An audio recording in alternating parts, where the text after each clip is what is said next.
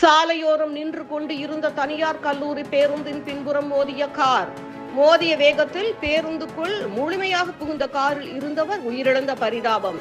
கோபி அருகே உள்ள பொலவக்காலிபாளையம் தெக்கலூரைச் சேர்ந்தவர் கண்ணுச்சாமி என்கிற கோவிந்தராஜ்.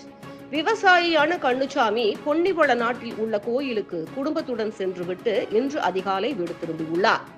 அதனைத் தொடர்ந்து மாமனார் முத்துச்சாமியை அழைத்துக் கொண்டு சித்தோடு அருகே உள்ள செம்போத்தாம்பாளையத்தில் உள்ள அவரது வீட்டில் விட்டுவிட்டு கண்ணுச்சாமி காரில் வீடு திரும்பிக் கொண்டிருந்தார்.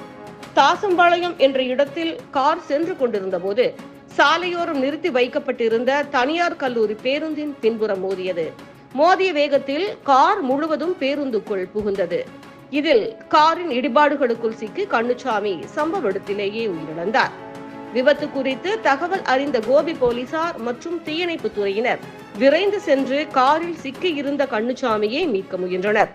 கார் முழுவதும் பேருந்துக்குள் புகுந்து இருந்ததால் 2 பொக்லைன் இயந்திரங்கள் வரவழைக்கப்பட்டு நீண்ட நேர போராட்டத்திற்கு பிறகு காரில் இறந்து கிடந்த கண்ணுச்சாமியின் சடலத்தையும் காரையும் மீட்டனர்.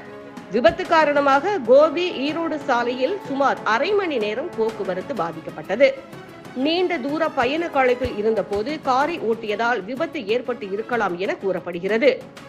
அதிக வேகம் மட்டுமில்லை, கவனக்குறைவும் விபத்தை ஏற்படுத்துவதோடு உயிரிழப்பையும் ஏற்படுத்தும் என்பதை நிரூபித்து உள்ளது இந்த விபத்து. வாகனங்களை ஓட்டும் போது விழிப்புடன் இருக்க வேண்டும் என்பதை இந்த விபத்து உணர்த்தியுள்ளது.